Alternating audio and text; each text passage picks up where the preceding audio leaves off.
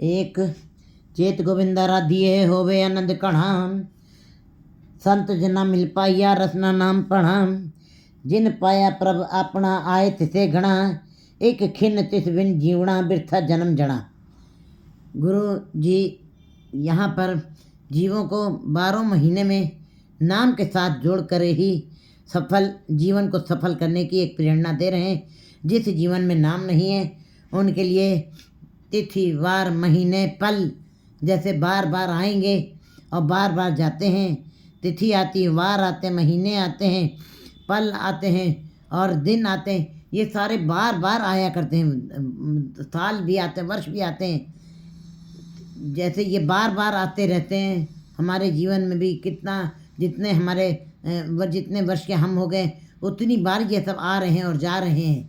अगर जो मनुष्य मन में परमात्मा के नाम की ललक पैदा नहीं हुई है तो जैसे दिन तिथिवार दिन साल बार बार आ रहे हैं उसी प्रकार फिर भी तुम आवागमन के चक्कर में ही रह जाओगे। जन्म लोगे मरोगे, जन्म लोगे मरोगे, स्थिर नहीं हो पाओगे और निश्चल नहीं हो पाओगे। परमात्मा के साथ तुम्हारा मिलाप नहीं हो पाएगा। सदा ही जैसे तिथिवार बार बार हर बार आते हैं और चले जाते हैं, इसी प्रकार तुमको संसार में आना पड़ेगा और जाना पड़ेगा और परमात्मा के साथ मिलाप नहीं होगा। तुम्हारा जीवन व्यर्थ में चला जाएगा। इसका मतलब कि जैसे तिथिवार बार बार आ रहे हैं, साल आ रहा, महीना आ रहा है, उन महीनों में, उन तिथियों में, उन वार में, उन पलों में, उन श्वासों में तुमको उस ईश्वर को याद रखना है। हर दम गुरमत गुरवाणी में हर पल हर क्षण ईश्वर के नाम के में जोड़ने की प्रेरणा दी है गुरबाणी में। क्योंकि मनुष्य जन्म इसीलिए मिला है कि बंदे बंदगी इख्तियार, तुमको बंदगी करनी पड़ेगी। चाहे तुम्हारा परमात्मा तुम्हारे से रोष करे, चाहे तुमसे प्यार करे, चाहे तुमको दुख दे, चाहे तुमको सुख दे, चाहे तुमको अमीर करे, चाहे तुमको गरीब करे।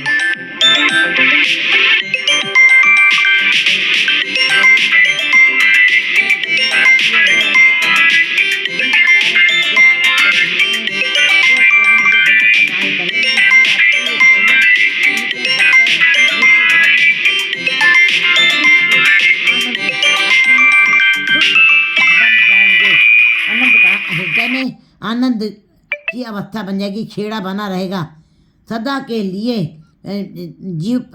जीवन हरा भरा बना रहेगा। संत जना मिल पाइया रसना नाम पढ़ा।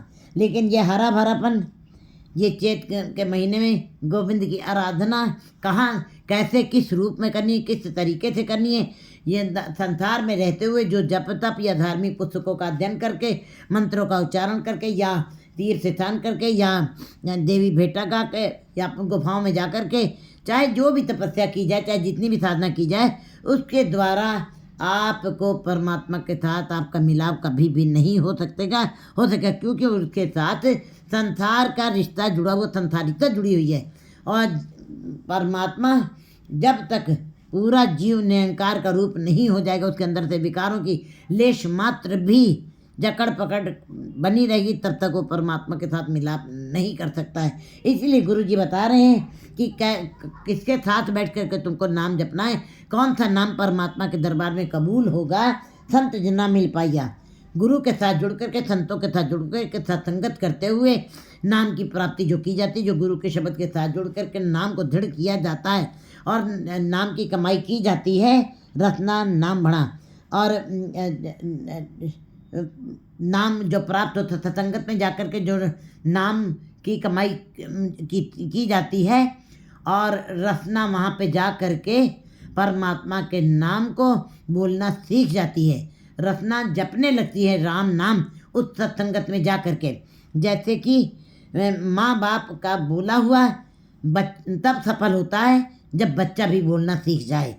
इसी प्रकार जीवन तब सफल होता है जब गुरु के शब्द के साथ जुड़ करके तुम अपने अंदर जप तप का संग्रह कर लो, उसके अनुसार तुम्हारा जीवन चले। तुम्हारी रचना राम का नाम का जाप करे गुरु के साथ मिल करके। माँ बाप ने बोलना सिखाया, माँ बाप की बोली को पकड़ा है बच्चे ने, तो माँ बाप का बोला हुआ बच्चा जब बोलना सीख गया तो माँ बाप का बोला हुआ सफल हो गया। अगर जो माँ बाप बोलते रहे बच्चा बोला नहीं तो सफल उनका बोला सफल नहीं हुआ। इसी प्रकार जीवन को सफल करने के लिए गुरु के साथ जुड़ना पड़ेगा। गुरु के शब्द के साथ जुड़ करके, गुरु के उपदेशों के साथ, जो उन्होंने बोलना सिखाया है, जो उपदेशों को सिखाया है, उपदेशों को दृढ़ कराया है, और हमारी रचना उस जप को बोलने करने लगे, और रचना से नाम जप उच्चारित होने लगे, हमारी रचना नाम का उच्चारण करने लगे। जिन पाया प्रवापना आए तिथे गणा, फिर सत्संगत में आकर के जिनकी रचना जप जाप कर रही है, जिन्होंने फिर जिन पाया प्रवापना, और घालना घालते हुए जिन्होंने अपने प्रभु को पा लिया है, आए तिथे गणा, उनका संसार में आना सफल हो गया है। वे ही सफल है, उनकी जीवन की यात्रा सफल होगी। जैसे कि माँ बाप ने बोलना सिखाया तो बच्चे ने बोलना सीखा है, तब वो आगे संसार में प्रगति करता है, संसार में विकास करता है, अपना जीवन सफल करता है। इसी प्रकार अगर जो आत्मिक जीवन का विकास करना है तो गुरु के शब्द के साथ जो जुड़ जाते हैं, उनको ही परमात्मा के नाम की प्राप्ति होती है, और उनका ही संसार में आया हुआ सफल है। एक खिन्न तिस बिन जीवना बिरथा जन्म जड़ा। गुरु जी तो एक एक श्वास श्वास नाम जपने के लिए कह रहे हैं कि हे जीवो उठत बैठत सोवत ध्याइये, मार्ग चलत हरे हर गाइये। एक पल भी तुम्हारा व्यर्थ में न चला जाए।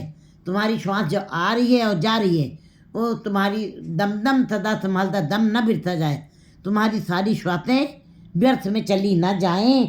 एक खिन्न तिस बिन जीवना, अगर जो एक पल एक क्षण भी तुम्हारा उस परमात्मा के नाम के बगैर बीत जाएगा, व्यर्था जन्म जड़ा, तुम्हारा मनुष्य जन्म का जन्म लेना व्यर्थ में ही चला जाएगा, उसका कोई अर्थ नहीं रह जाएगा।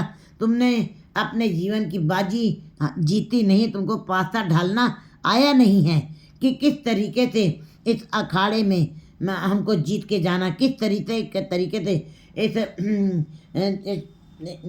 इस चौपड़ बाजी को जीत के जाना है, ये तुमको पता नहीं चला। तुम्हारा जीवन व्यर्थ में बीत गया। जल थल मैया पूरा रविया बिचवणा, कहते हैं कि वो जल थल नभ सब जगह पूरा हुआ है। जैसे फूलों के अंदर खुशबू समाई हुई है, दिखाई नहीं देती है, महसूस होती है, अनुभव होती है, नाक में उस सुगंधी की खुशबू आ रही है।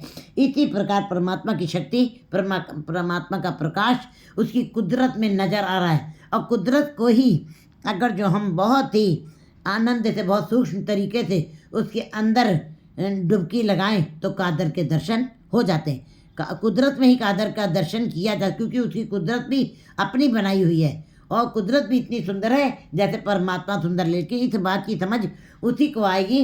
लोग कहते हैं कैसे संसार में निरंकार के दर्शन किए जा सकते हैं। बिल्कुल, अगर जो जिन्होंने नाम जपा है,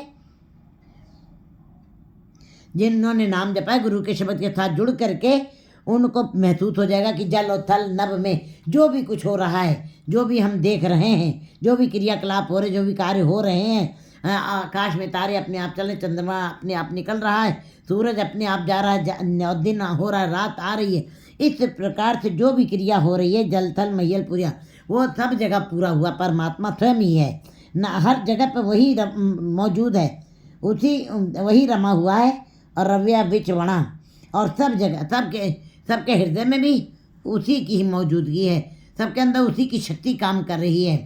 और सूरत भी होना, कोई ना कोई सूरत के बगैर कोई नहीं, किसी को नहीं बनाया परमात्मा ने, वो सबके अंदर परमात्मा ने अपना प्रकाश डाला हुआ है।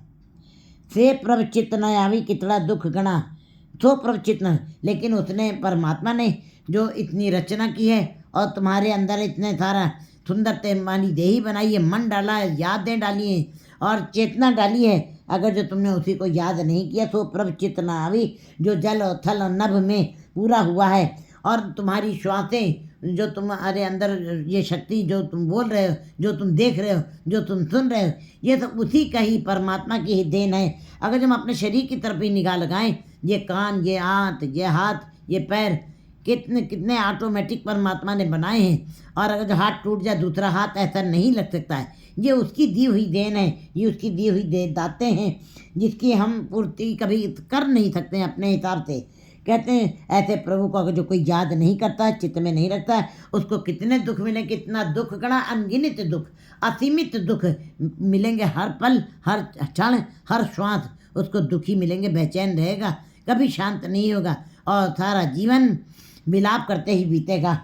जिन्नी राव्या सो प्रभु तिन्ना पागमना, जिन्होंने उस प्रभु को पहचाना है, बुझा है, गुरु के शब्द के द्वारा जिनको इस बात की सोझी हो गई, ज्ञान मिल गया, जिन्नी राव्या सो प्रभु, जिन्होंने उस प्रभु को समझा है, बुझा, जानकारी प्राप्त की है, नाम जप के उसकी इस कुदरत को देख करके और उसी के दर्शन किए और उसको नमस्कार किया और अपने शरीर की तरफ देखते हुए भी जो भी हमारे अंदर हृदय की धड़कन चल रही, जो पलकें झपक रही हैं, इस शरीर पर किले के अंदर भी अगर हम ध्यान देते हैं तो कौन से लोग ध्यान देंगे, कौन से जीव जो प्रभु के चरणों के साथ जुड़े होंगे, जो गुरु के शब्द के साथ जुड़ करके कमाई करेंगे।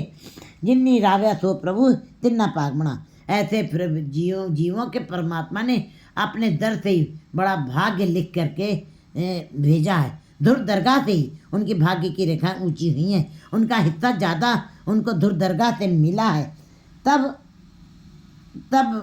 उनको इस बात की समझ आई है, हर दर्शन को मन लोचता नानक प्यास मना। ये बात सत्य है, जब तक भूख नहीं है भोजन नहीं कर सकते। भोजन कोई चीज़ नहीं है, संसार के पदार्थों के रस कोई चीज़ नहीं है। भूख है तो स्वाद है, भूख है, जब भूख लगी है तो 2 रोटी बड़ी सरलता से अंदर चली गई हैं, चटनी के साथ चली गई, नमक के साथ चली गई, कुछ भी ना तो पानी के साथ भी चली गई हैं। इसका मतलब भूख लगी है तो 2 रोटी बड़ी जल्दी जल्दी अंदर गई, इसको कहते हैं सहज। पानी की प्यास लगी है, 2 गिलास पानी बड़े आराम से चला गया है, इसको कहते हैं सहज। लेकिन मन में तरंग नहीं है, उमंग नहीं है, कसक नहीं है, प्यास नहीं है, भूख नहीं नाम की, कहते हैं हर दर्शन को मन लोचदा नानक प्यास मना। जिनके अंदर नाम की प्यास है, जिनके अंदर नाम की भूख है, तरंगे हैं, उमंगे हैं परमात्मा के नाम की, उन कहते हैं फिर हर दर्शन उनको, उन्हीं के मन में ये कामना होगी, उन्हीं के मन में परमात्मा को मिलने की प्यास होगी। हर दर्शन को मन लोचदा, परमात्मा के दर्शन करने की मन में इच्छा होगी और मन लोचदा, हरदम उनका मन यही कामना करता रहेगा, मैं कब उसके दर्शन करूँ। हे परमात्मा मुझे दर्शन दीजिए, मुझको अपना प्यार दीजिए, मेरे ऊपर अपनी कृपा का हाथ रखिए। ऐसे ही मन हरदम यही सोचते रहेंगे, यही विचार करते रहेंगे, 24 घंटे 32 घंटे उनके अंदर यही विचार चलते रहेंगे। और ऐसे मनों के अंदर नानक प्यास मना। ये कैसे मन होंगे? जिनके अंदर परमात्मा के मिलने की प्यास है, मिलने की चाहत है, उनके अंदर परमात्मा के नाम की प्यास है, परमात्मा के नाम की भूख है, तरंग है, कसक है। तब जीवों जिनके अंदर प्यास है, भूख है, उन्हीं के अंदर नाम टिकेगा। चेत मिलाए तो प्रभु तिसके पाए लगा। गुरु जी कहते हैं चेत का महीना आया है, चेत के महीने में तुम्हारा प्रभु से मिलाप हो जाए। ऐसे सत्संगियों की संगत करो जिनके साथ बैठ करके उनके तिसके पाए लगा। ऐसे लोगों के चरणों के साथ जुड़े रहो, ऐसे गुरमुख जीवों की संगत कर लो जिनके साथ चेत के महीने में बैठने पे तुम्हारा प्रभु से मिलाप हो जाए। जो मिले हुए हैं वही तुमको मिला सकते हैं, दूसरे नहीं।